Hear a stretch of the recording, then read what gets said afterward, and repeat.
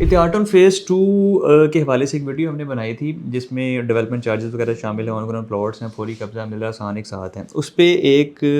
साहब हैं अदीब अरशद के नाम से, वो मैसेज करते हैं जी, नहीं करना इन्वेस्ट पाकिस्तान में प्लीज़।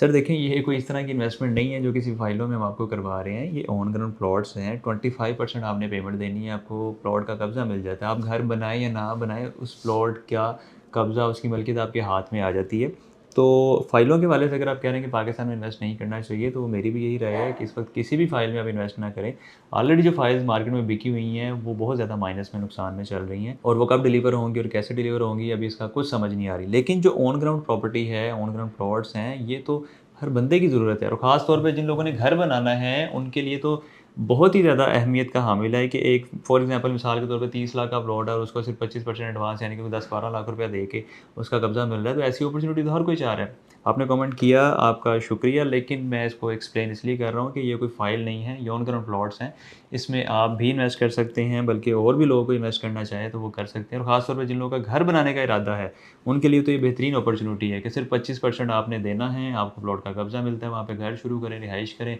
साथ-साथ अपने प्लॉट की किस्तें अदा करते जाएँ, और ऐसी अपॉर्चुनिटी तो हर कोई माँगता है। इसी वजह से हमने इस वीडियो को बनाया भी, मार्केट भी किया, लोगों के साथ शेयर भी किया, और बहुत सारे लोगों ने इन्वेस्ट कर भी लिया है, और लोगों ने प्लॉट बुक भी करवा लिए हैं, ख़ास तौर पे जिन्होंने वहाँ घर बनाने थे।